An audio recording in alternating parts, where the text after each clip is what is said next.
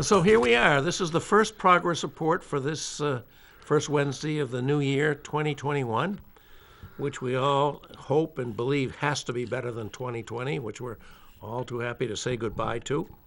And I first of all want to tell you that after negotiations with my co-host, Mike Farley, and the days when I'm not joined by my good friend Lou D'Alessandro, we've decided to re-up for another year. So all you fans out there, we'll be back. We'll be back. We're going to do it again.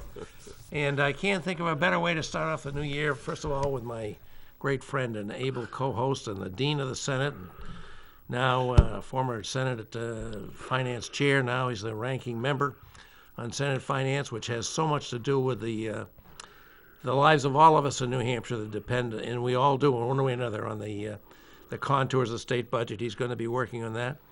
And thanks to Lou, we have with us today one of the great figures we have in Manchester in our public life, our Fire Chief Dan Goonan, who's doing a lot more than sending his people out to fight fires. They always have, but really these days they really are doing a lot more than that.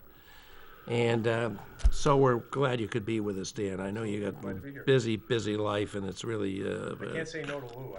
I know. That's why I'm asking him. I'm scared to answer the phone now. He's the one to call you. That's exactly why I have him call you instead of me. I know you can't say no to Lou. No, few people can, and for good reason, because Lou does so much good for so many people. And as we come on the air here, I mean, we're just overwhelmed by what we've been seeing, the images from Washington, D.C., the Capitol under siege. I mean, Lou, as you said, not since the British invaded Washington in the War of 1812. The War of 1812. When they, burned the White House and attacked the Capitol. Right. Not even in the Civil War did the Confederates ever attack the U.S. Capitol. Right. Today it's been attacked by supporters of our current president for another 2 weeks or less. And just unbelievable. And I have to say, Lou, I was watching, of course, I think many of us were, when our president-elect, your candidate for president, came on, Joe Biden, Yep. and it was absolutely wonderful. I thought that And Joe he was just absolutely wonderful. I thought he was on target. He was to the point. He said the right things. The right things. He said them exactly. with conviction and clarity, and it was just terrific. And then I thought, the issue of the House meeting and their cars in the parking lot at UNH. My goodness.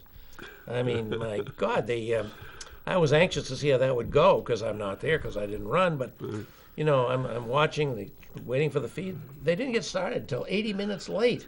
Yeah, I think it was a long, hard day. And, of course, the Senate met virtually today for the first time in the history of the Senate. And our Senate President, Chuck Morse, I think, did a terrific job. That's good. We had 24 people there, and there was continuity, and there was collaboration, and we got it done, which is how government should work. But looking at D.C., and Danny, you're a public servant and called upon to get involved in disasters like this.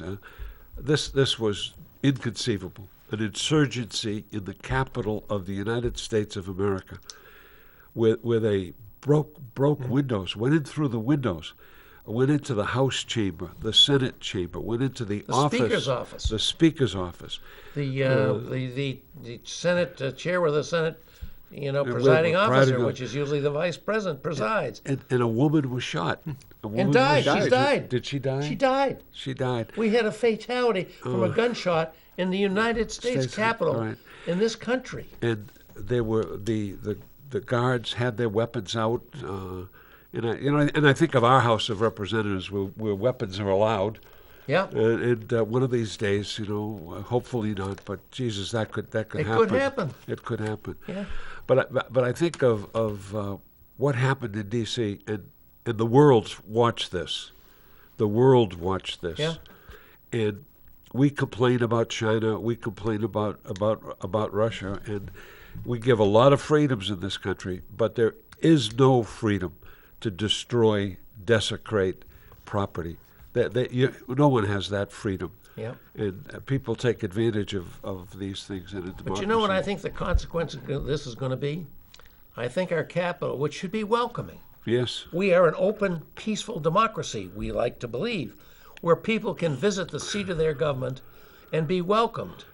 I think it's going to be much harder to do that now. Oh, no question. Going forward. No question. And Yeah. that's a tragedy. That's a real tragedy. And it's just again unbelievable. I was a history teacher when I started out in this business many years ago. Danny, you were just a child when I started this business. Dan's father was one of my dearest friends. He was one of the most wonderful guys you'd ever want to meet. He had a heart of gold, always willing to help, always willing to help somebody. Danny, he was the best. He was really a very special guy. And he thought so highly of you. That's why I can't say no. I Well, I remember my dad. You better not say no to Lou. Well, There you go. Yeah, That's what we need. your dad was right there for me, time after time after You know, time. God forgive me, when I heard about this at the Capitol today, I said, is this our Reichstag fire from Right? Is it the right start? February or January 1933? Right. Is this that? I mean, my gosh, Well, that's how horrifying I thought it was. I think it puts it in that category, because these people they just have no idea of what it is to be in a democratic state. They have no idea of what courtesy is. They have no idea of how to behave themselves. Irrational activity, and driven by the President of the United States, which is sinful to begin with. Sinful. He actually encouraged this. He It's certainly like did. It's like the mayor telling Danny, light fires, and they did. I thought it was terrible, and as I said, the whole world witnessed this. Yep. The whole world witnessed it. Where nobody had. I mean, we have a pandemic. Nobody had masks on. Well, who would expect that? Nobody was wearing a mask. Yep. They were dressed in their fatigues, many of them, and just a terrible situation. And as I said, I was a civics teacher at Bishop Bradley High School. I've taught civics and civic responsibility all of my life, and to watch this happen on TV, I mean, it was astounding. That's all Astounding, I and have to say. who would have ever imagined this could happen? Okay. But with this president, it not Anything only can happened, happen. it seems like now in retrospect it was probably inevitable. Yeah, it was inevitable, Yeah, and encouraged by the president. But I don't think that's what we came to talk to Dan No, about, right? no, we didn't. He may agree with Danny, some of it, but that's not why we have him here. right, we have one thanks of the- to your invitation. Well, Danny, I'll tell you this. I was called by DEA just this last week, and was told that drugs have once again invaded our city, and it's a very, very serious problem. They're cooking meth in the city.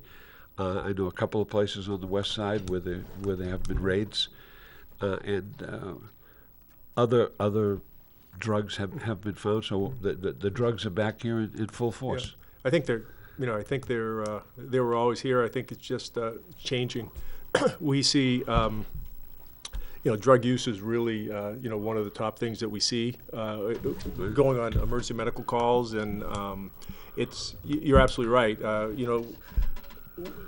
We started Safe Station to try to help with this problem we're having. It's funny when we first started Safe Station. It's not funny, but it's back when we first started Safe Station in 2016 in May, when folks came in, when people came in, battling alcoholism, it's like, okay, it's kind of a, well, we've been looking at alcohol for a long time. We've been Right. dealing with alcohol for a long time. There's a lot of help out there for people who have alcohol problems. It's like I used to say, hey, it's a good old-fashioned alcoholic. We have like things for them. And then opiates came in. And it's like, oh my God, this is terrible. It's killing people. We're at the epicenter of the opioid crisis in America, right here in 03101, right downtown. I'm looking out of my window, and we just saw a huge amount of opioids come through. And then there's ways to treat opioids, and there's ways to treat opioid addiction, and there's Narcan and those types of things. So we can kind of not deal with that, but at least we have something to fight it with. And then as time went on, it went to fentanyl.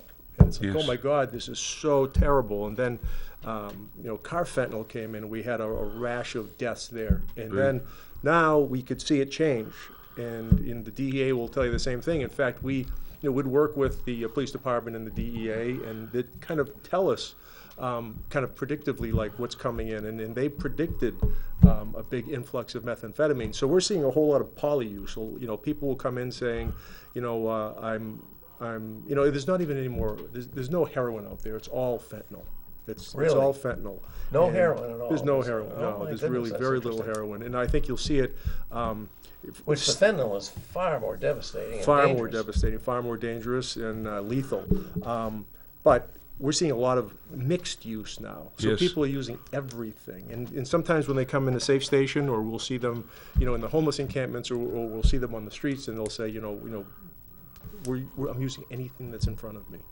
It's that addictive mind and addictive thinking. It's like, if I can't get fentanyl, I'm going to get methamphetamines, and there's so much methamphetamines in the city now. Wow. There's so much just availability of that type of the drug is just And yet it it's seems just to be crushing. off the radar, I guess, because we're all so consumed with the pandemic. And, It is. I agree. I mean, Yes. it's just Yep. like it was a top issue, and now Yep. it's kind of forgotten. Yeah. And Yeah. it's yeah. not, obviously not because it's gone away. It hasn't gone away, and a lot of the we forgot a lot. There was a lot of people in treatment, and that just went away. But it was amazing how some of that telemedicine came back. So that's there, but it's just not the same. It's a different feel now. I think it's. Well, What is the status of safe stations now? Is that still a program Yeah, you're administering? absolutely, Because I know some places apparently are no longer. Yeah, Nashua. I mean, we were the leader, and others emulated us, Yep. and some of them have pulled back from it, is my understanding. There's a lot nationwide. We do have a lot of kind of safe station-based programs. Nashua pulled out; they didn't have the back end of this. I think one of the good things with Safe Station, the way it works in Manchester, we were able to kind of change and kind of react to what's kind of the background or the back end of this. We're just a access point.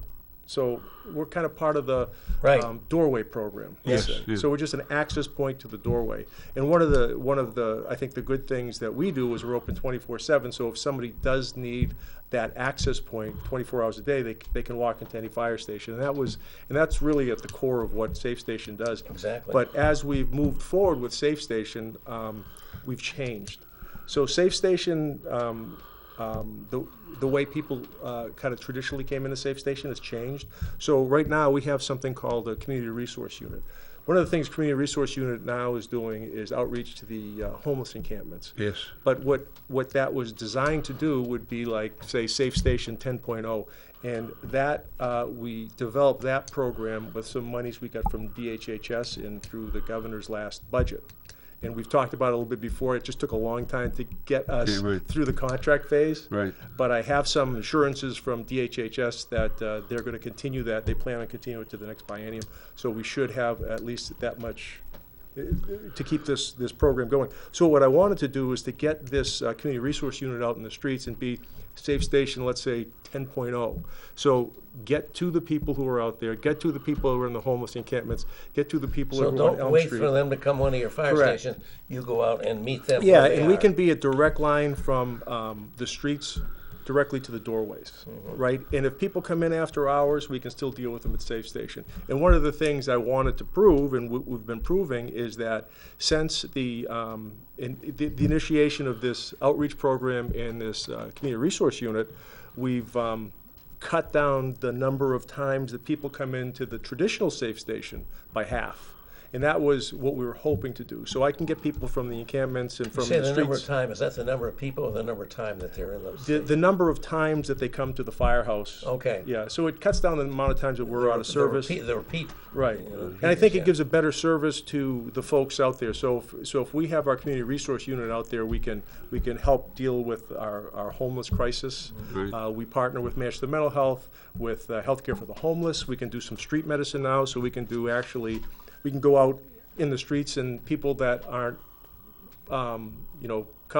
people that are injured or sick, that are homeless, we might be able to get them some services as opposed, and bring Healthcare for the Homeless in to real street medicine, and we're partnering with Yeah. CMC for that. Now, Danny, You want to take our call? oh yeah, go ahead. Go ahead. You had the phone operator. I can push the button. Hey, Ricky, you with us on the progress report? Hello? You there?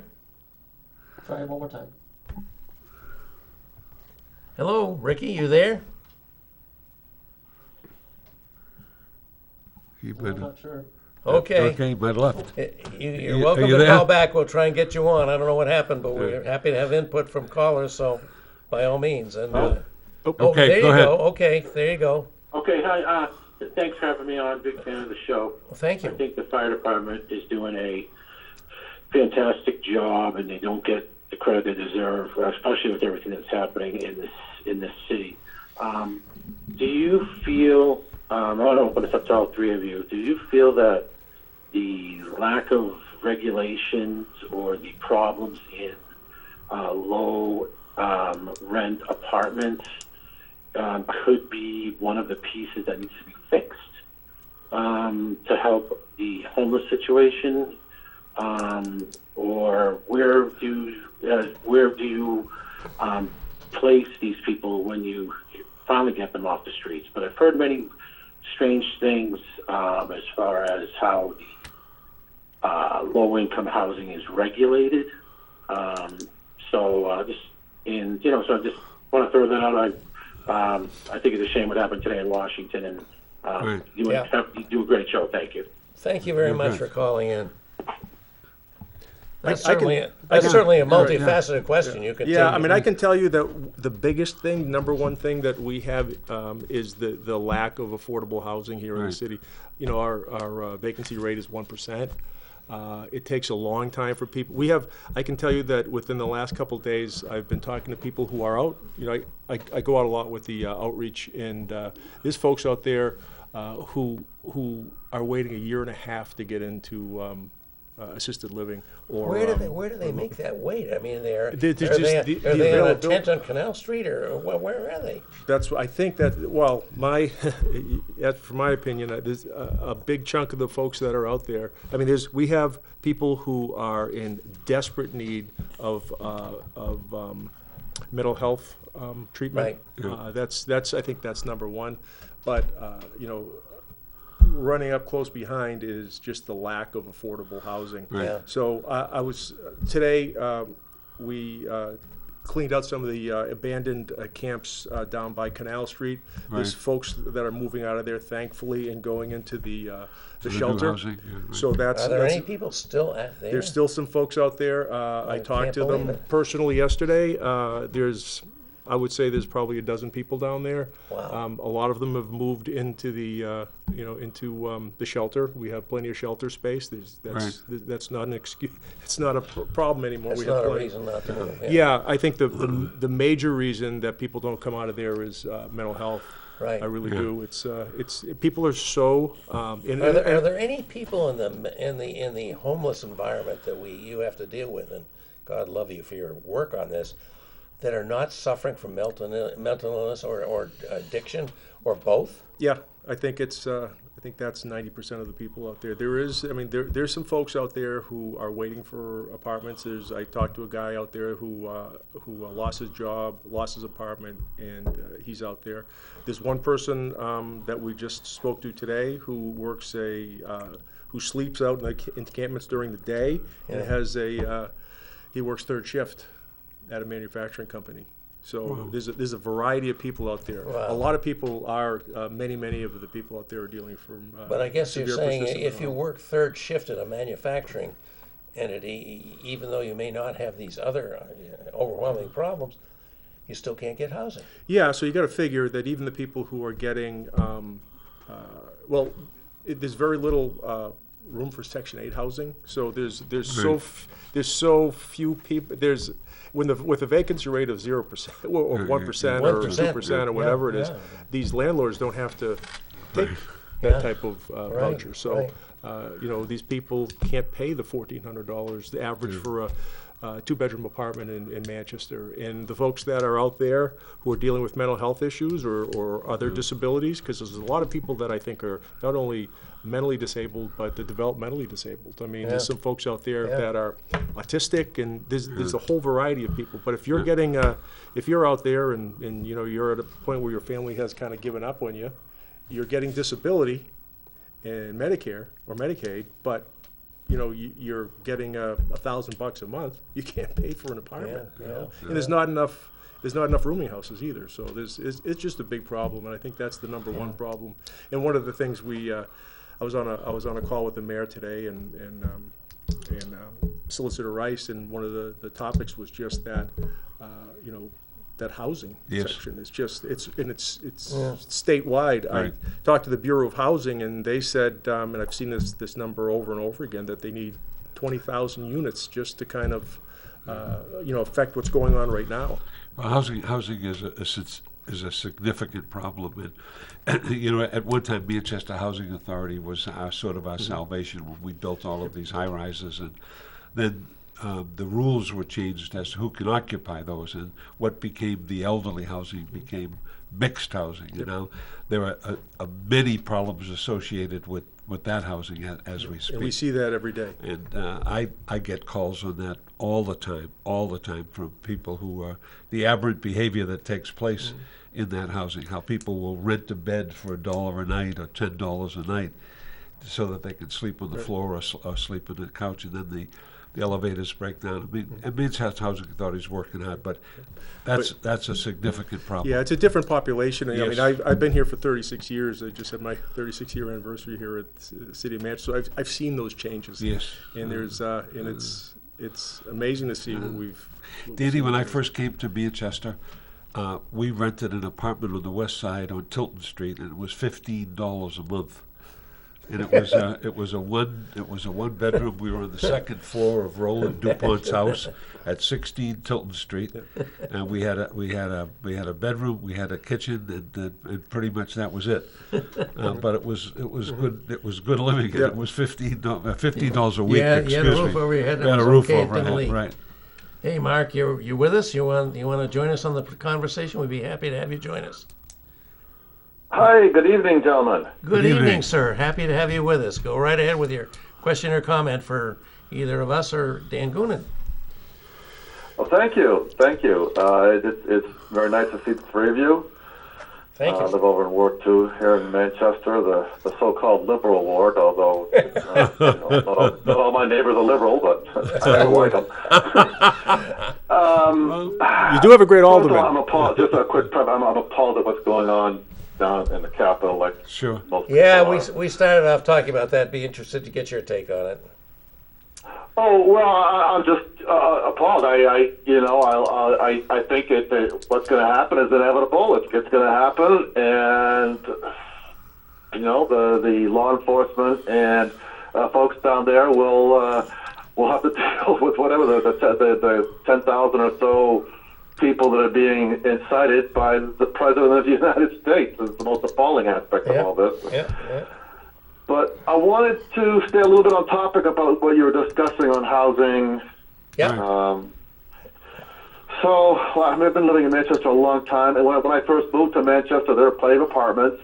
I'm not seeing what I'm a little struggling with a little bit is the population increase that I've seen since 1987 when I moved here. The population increase doesn't seem to correspond with the now low availability, or the high, almost 0% vacancy rate. So that, and then the other thing, if you can comment on, is now that there seems like there's going to be, based on more remote work, that there's going to be more up capacity of brick and mortar buildings. So number one is the question about my confusion on the percentage versus, population growth versus what, the availability, and then what you guys might think about, ongoing availability of up capacity of brick and mortar, in the near future. Okay. Good. All right. Those are good questions. As I interpret it, I think he's asking two things. were things better handled in the past than they are now in terms of, providing some more affordable housing for those that really need it? And if so, why aren't we, able to address that now as we may have in the past, if that's in fact the case? Yeah, I'm not sure, but it seems to me that there's not a whole lot of kind of that workforce housing coming Right. in, and it's a lot of high-end stuff. Right, I You would look agree. downtown, it seems like that these are high-end places. Right. And Corporate housing, when my father-in-law and mother-in-law first came to Manchester a long time ago, corporate housing was available. And corporate housing in those days Was the Amoskeag? the Amoskeag housing, Yeah. right? Which is now upscale. Oh yeah. And Oh those yeah. are very Very desirable. Corporate housing was available, and it was reasonable. And I think you could get a place for example, when we came, we got a place on the west side of Manchester, and I said it was $15 a week for a reasonable accommodation. People kept places neatly, rented them out to people, and I believe that there was enough available housing in those days to take care of the population. Now, I don't know that the population has grown that dramatically, but the population has become quite different. And as a result of that, the accommodations aren't as available as they have been in the past. And those that are available, I think, aren't of good quality, and they're very expensive. So you got a significant problem there. I did speak with the mayor about building some more housing units in Manchester. I think, Charlie Tease's building, Yep. which burnt down, that's now been cleared away, and I thought that they were going to build something there. So there was a desire to build something there. We put $5 million a year aside in the budget, and that'll be ad infinitum because it's going to come out of the real estate transfer tax for affordable housing. That will go to the New Hampshire Housing Authority. Not a lot of money, but it's $5 million a year to the Housing Authority to help with affordable housing. The question is, do people want to build affordable housing? Density is another problem. The zoning ordinances that have been put in place around the state, they limit you in terms of the amount of land you need to build a house, a single-family home, and that's a problem. And density That's not a scarce. problem in the city of Manchester, though. is it? No, well, the city of Manchester, it's really the lack of available land. Yeah. And as Danny points out, the piece of land that was available when the end of Elm Street that used to be a dead end but is now opened up, those are $650,000 homes. Right. I mean, that is not what I would call affordable housing. No. So what does a house cost? My granddaughter just bought a house in Manchester, paid $275,000 for a home in Manchester. And when I bought my first home in Manchester, it was $17,500. My second home was $30,000. So the price of homes have gone up dramatically. The price of the land, the price of the ability of the materials that go into building. And people are snapping them up like that? Well, they're paying 20% over because of the Yeah. lack of availability of the housing. So the density situation, that's something that's dealt with by the planning bodies of the city and the zoning authority of the city. Well, what about density? Is density so bad that you deny it? And if you deny density, then what happens? 4-acre lots, 3-acre lots. How many houses can you build in that? You build one house. So that I think that's a problem, and the desire of people to get into this lower income model is problematic. Public housing, which used to be available in my day, growing up as a kid, we had projects, and we still have them, right? We still have, I don't think we call them the projects anymore, but that's what they are. We have one on the west side, which is you go by there and we keep redoing it, but I think it's a problem. So we have to address those problems and address those immediately. But the key problem is who wants dense housing in their area. And nobody. is my answer. Yeah. And if that's the answer you get all the time, you're not going to get affordable housing. Yeah. Well, there certainly is a lot of pushback when some of those, contractors come to the city, and the debate is, and the city's quite a show anyway, but the debate is going back and forth, how many houses can go in a place and in an area, and what are you going to do, chief, because we have this many houses, this many Right. units coming in, but yeah, it's Well, I think It's it's a a problem. concern. And what are people looking for now? I might say this, Dan, and I've been called by people in the middle of the night. They don't have enough money to pay for their housing. So my wife and I jump in the car, and this is God's honest truth. We went down there and we paid the rent. We paid the rent, and it was like $1,000 a month for a one-room thing on Maple Street. it's amazing. Amazing, and I wouldn't live there. But that's the going rate. And It's economics, right? It's economics, supply and demand. So when are we gonna go back to building? During the war, we built affordable housing. Why? Because we had to. Grenier Field. We had a lot of people at Grenier Field, and And that's after how. the war, when all those veterans came Right. home, we did too, didn't Right, right, we did, but that's how Willow Street. That's how those properties on Willow Street got built. we? Yeah. Where there's a will, there's a way. But we've got to put the public interest first. Yeah. Are there plans at the state to invest in that type of thing? I know it's Well- $5 million. Well, the New Hampshire Housing Finance Authority is the entity that deals with the housing problem, and the $5 million is coming out of the real estate transfer tax. That's money to put with other monies that can be matched, so that you could get the housing going. Now they say that for every dollar you invest, you can get a $7 investment. So that $5 million turns into $35 million, or turns into $40 million, and you can do more once you get the people who want to build. So if you want to build, you got to find the land. You got to find the land, and you have to get the planning board to agree. You got to get the zoning board to agree. And in today's world, you need water and sewerage, and those are key elements. And we have that. We're very fortunate to have that in Manchester, but water's becoming a problem around the state, a real problem around the state.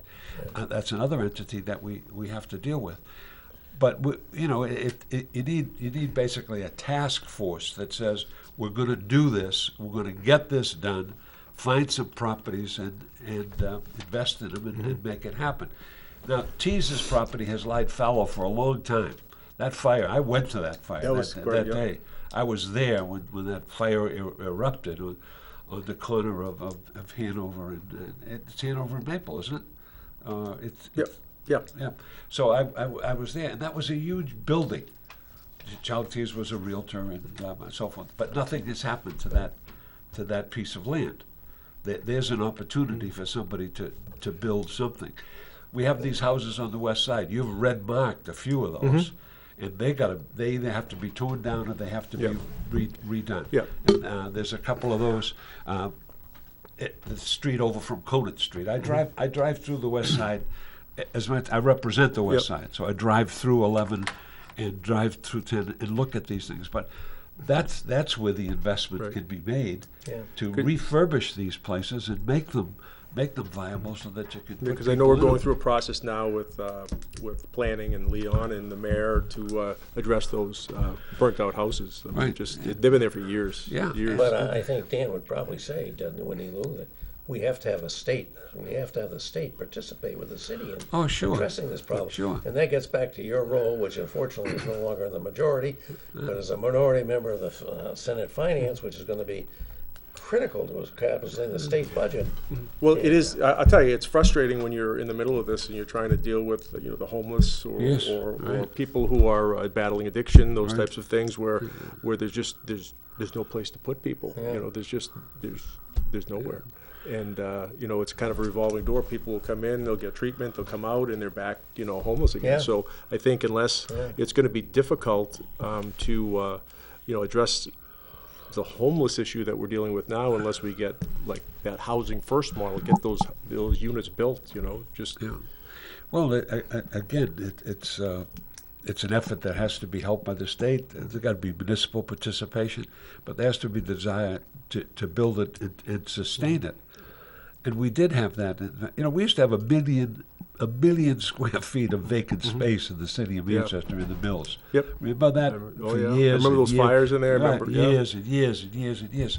Now all of a sudden the mills are coming back and they're being renovated and so forth and so on. It's difficult to find employees now. Yeah, It's- you can't find people to work.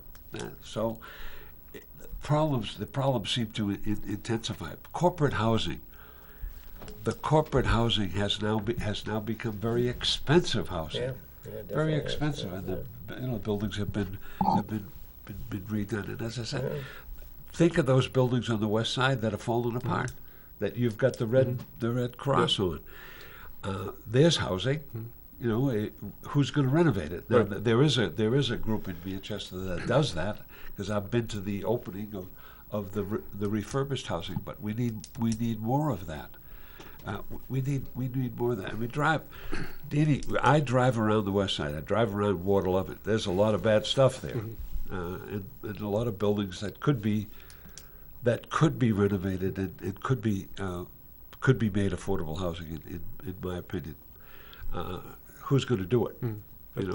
We got a couple of not-for-profits that are very interested in doing it, and they need help. But it takes everybody working together to make this happen, Right. because it's an investment, and people have to be willing to make that investment up front. I was a director of the Federal Home Loan Bank at one time, and a percentage of our profits had to be given out as grants so that we could do housing. And Manchester got a couple of those grants, and other parts of the state of New Hampshire got a couple of those grants. More of that has to take place.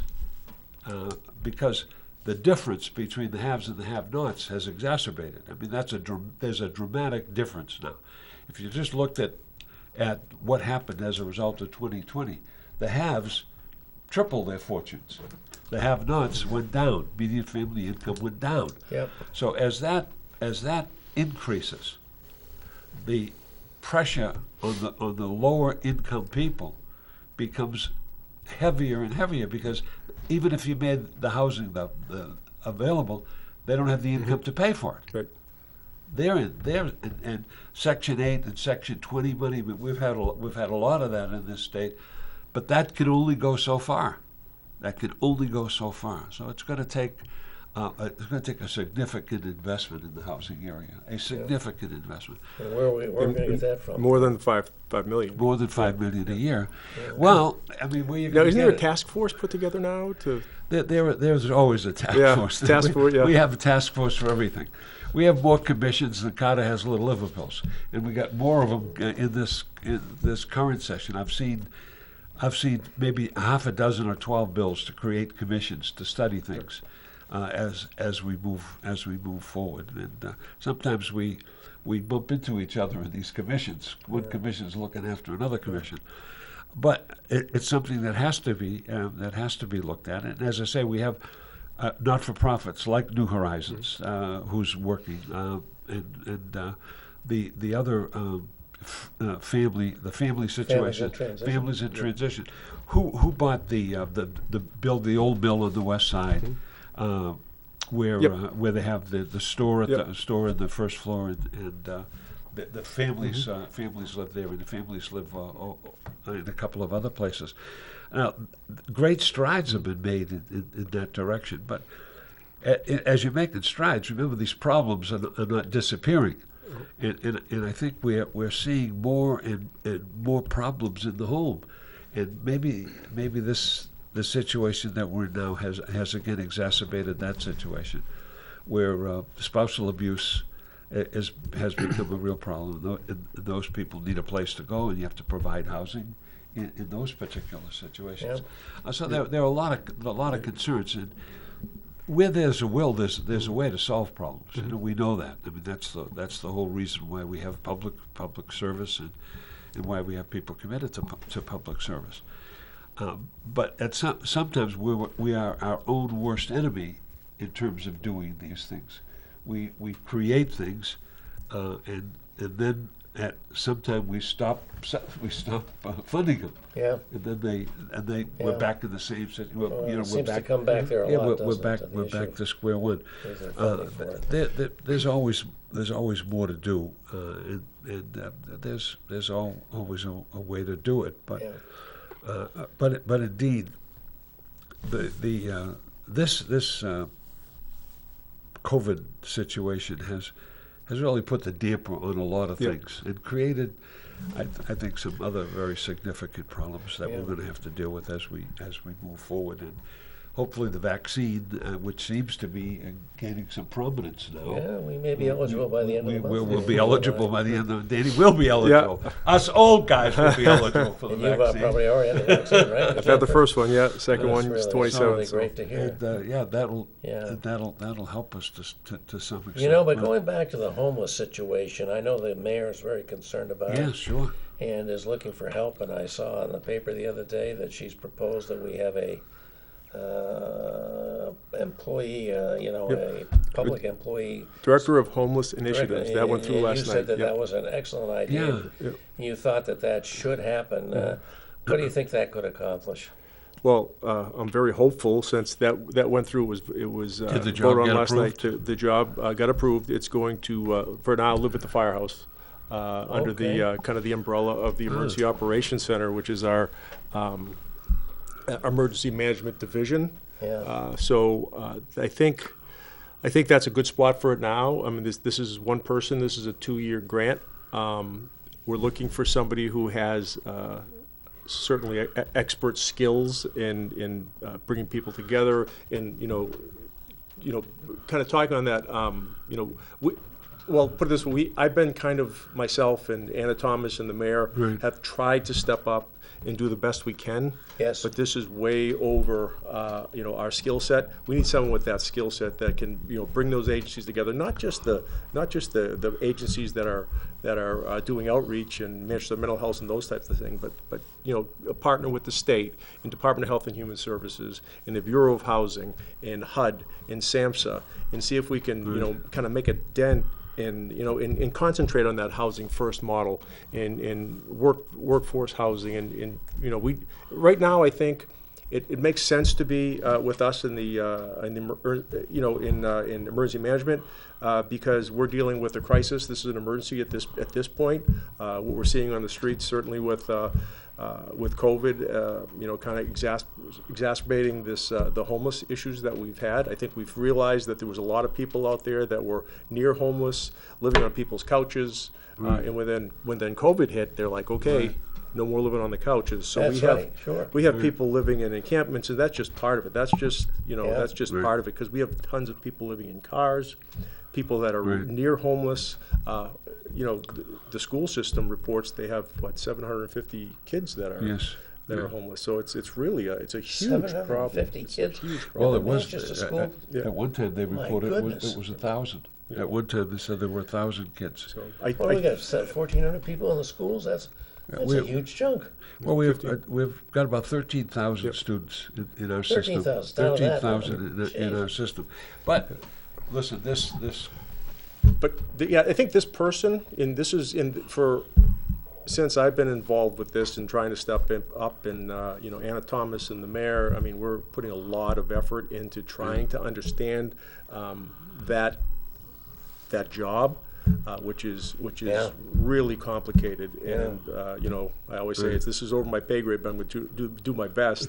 But if we can get that kind of person in here to help us coordinate the response to homelessness, I think that's going to make a big dent. And right now, living at the fire department makes sense because we can support it, and under that kind of umbrella of emergency management, we have a lot of kind of tentacles, so we can have access to those other agencies, welfare. So we're all kind of going to be involved with this. But that person, the biggest thing I'm worried about today, and what I worked on is trying to find the right person. I got to find that person That must that be a can real tough lead this. assignment, yeah. Sure. Oh, So sure. I got a shot at this one time. This is going to be a well-paid person, and I think I think it has to be, to get that talent level here. So we're going to be working hard, and I'm going to be reaching out to I reached out to some of the aldermen today to help me with this, the mayor's office, Anna Thomas, the police department, and Yeah. hopefully we can get the Wow. right person in. Yeah, sure. Yeah. What happened to neighborhood housing? Is that still functions, doesn't Yes, it neighbor works. it? Yeah. Neighbor Yeah. Works. Yeah. Who were I remember when they redeveloped the homes on Main Street, on Elm Street, across from the old Ferretti Yeah. building. Remember they redid Yeah. they redid all of that housing. That's where the old doctor's offices Yes. used to be. Yeah. They revamped all of those and created neighborhood housing, Mm-hmm. and those were reasonable in terms of cost. I think. Yeah. Because I looked at the number of people that went into that area. Now that was a big project. Yeah. And that project seemed to work out fairly successfully, and downtown living it's now become extravagant. Yeah. Downtown living, Yeah. I think that's what it is. It's this high end, right. high end living. So it's but we need stuff like that. Hopefully, this person that you're going to hire will be. we're gonna. Capable of doing the that. person that is, certainly is going to have to be a leader, and as you know, this is a difficult city to work with. Sometimes there's going to be a lot of people asking a lot of questions and demanding a lot. So I'm hoping to get that person in here and help us out. It'll take the pressure off. I'll tell you that. Well, the right So, person. so how does your department maintain morale? I mean, you're dealing with people with really intractable, Yeah. tough problems, Yeah. which is no obvious solutions. I mean, you Yeah. may get this guy, maybe or gal, and maybe terrific, and maybe Mm-hmm. help, but there's still going to be resource limitations and all of that. Yeah, we're And, gonna. and your people are, I guess, are seeing, the same faces again and again with the same problems. It's Mm-hmm. going to be a really draining. It is, and there's a lot of Professional life. there's a it's a changing job. It's a lot of compassion fatigue. There really is. Yeah, I would think so. We're working hard with right now. We're putting together a plan with local 856, our union. We work very well together to get some more training. Yeah. And some more, mental health, training and how to deal with the stresses that we're dealing with now. It's a totally different job than what I grew up with. And we're doing. Well, put it this way, we used to go to, when I first got on the job, maybe 10,000 calls a year. We're getting close to 30,000 calls a year with Really? less people.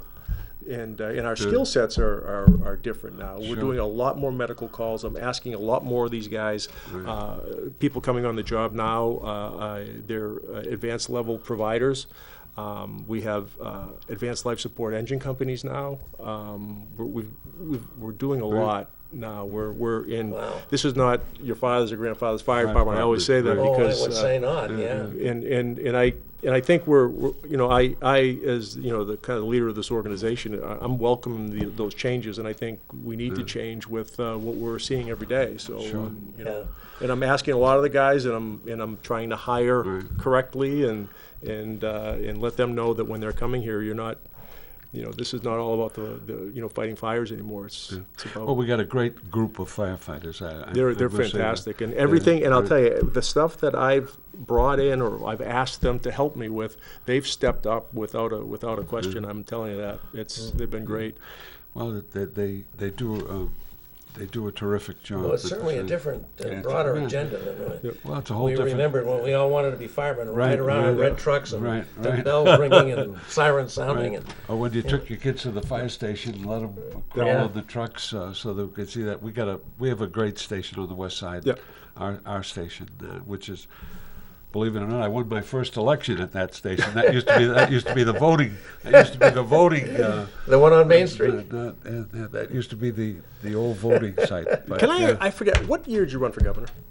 in 1980 and 1982. Okay. Yeah. Yeah. I just remember putting up signs with my dad, Oh yeah. Yeah. Yeah. Those were interesting. Yeah. Those were certainly interesting. And you were a days. Republican at the time. I was. was. I was. He I was indeed. As my wife says, she had to show me didn't the light. She had to show me That the didn't light. prevent the Union leader from denouncing him as Liberal Lou at the Oh time. yeah, right. I Republican remember was no that. That defense sticks against with me. Every time you call out, liberal. Well, I got a lot of that. And you ran against?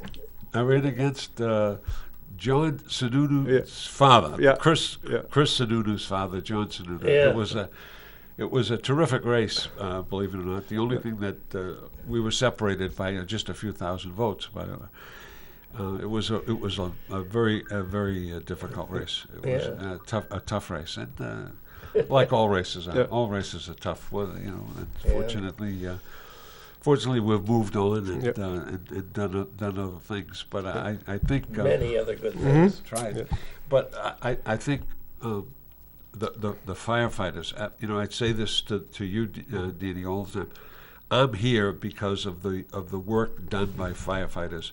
When I was maybe 4 years old, and I lived on the third floor of a tenement house on Gladstone Street in East Boston, Massachusetts, and the guy on the first floor started a fire. The fire burnt the house to the ground. Guy on the first floor died. Woman jumped out of the second floor, broke her leg, and she eventually committed suicide. But they took us out, and in those days, families lived together. Yeah. My mother and father, my mother's sisters, my brothers and I all lived on the third floor. Yeah. Wow. And we were taken out. We were saved by the firefighters of Boston. To this day, I remember that. Talk Yeah. about That'll- things that stick in your mind. I remember the hoses across the street. I remember the water being poured on the house and being carried Yeah. out. So Yeah. those things you just can't forget. And as you say, the job has changed dramatically now. Think of the things you're doing with fire, with the safe station, and think of the medical stuff you're The doing, interventions. and the Yeah. interventions and so forth. And we still have the fires. And we still have Yeah. fires. Still have fires. Yeah, that we, can still and we happen. still save people. So that's quite a big deal. But Well, these hours go by real fast, Oh, and they we're fly. about done, Dan. But it's been terrific to have you. What are you really hoping to accomplish in the new year, and what do you most want to have support your mission in the city? Yeah, well, I think just kind of keeping the same mission that we've had over the last few years, and trying to get move forward. I'm anxious to have this new homeless coordinator in there and make a dent in the homelessness. I hope want to you can keep find doing a good person for that. I want to keep doing the same thing we always do. The core of our work: fire prevention and education Yeah. and EMS and just do just be here for the community and do a great as good a job as we can possibly do. Do you think we can make real headway against this homeless issue? I do. I in do. I the really coming do. year. Yeah. Hopefully, the pandemic will not be such a Let's, huge factor. let's as we hope. move into the next few months. Yeah, move forward, and I'm hopeful that we'll be able to make a dent, and we're going to work hard with the state agencies, and hopefully kind of repair some of the. It's difficult to deal with. There is always that. Nothing's easy in this world. Yeah. Nothing is easy. Yeah. And communication's always been the key. It really is. And, Yeah. and we say that all the time, and we work on it. But boy, it's the most difficult thing to get going. Communication, just getting people talking to one Yeah. another. I think when we put answering machines in, we lost our ability to communicate. We certainly. Well, you still I'll talk tell to you, everybody. it's Lou. yeah. That hasn't- I tried. That hasn't I deterred tried. you from Well, anything. I try, and I in terms answer of the communicating. phone. Yeah, and but if we I'll can't tell get through up there, we'll call Lou. But yeah, there's always that. But we're working on it. We're meeting a lot, and the it's key. just that you become very passionate about what you do, and Sure. you're like, Yeah, well, I you're think- really proud of my guys and want to move things I think forward. the city of Manchester is very fortunate to have you available in the role you're fulfilling. I think it's just terrific that you have the commitment and the ability that you have, and I want to thank you for being joining appreciate us it. here. It's really Yeah, really appreciate great. it. And thank you, Lou, for Oh, my pleasure. since he's the guy you can't say no to you. I'll be here next week. So thanks everybody, and Thanks, and enjoy Happy New Year. this Wednesday, and let's hope we get things straightened out in Washington, Right. and they finish the business of the Congress, which did not get finished today. Well, they were going to go back, and they were going to finish it They today. got to finish it. I mean, Pelosi's, it's got to be imagine a done. mob shutting down the business of the That's Congress it. of the United States. That's right. Crazy. Unbelievable. Well, if Danny Gooden were there, it never would have happened. I want to tell you that. That's what I want to say right now. Make that a point of public record. Okay, everybody. See you next week with Mike Farley. We'll be back, folks.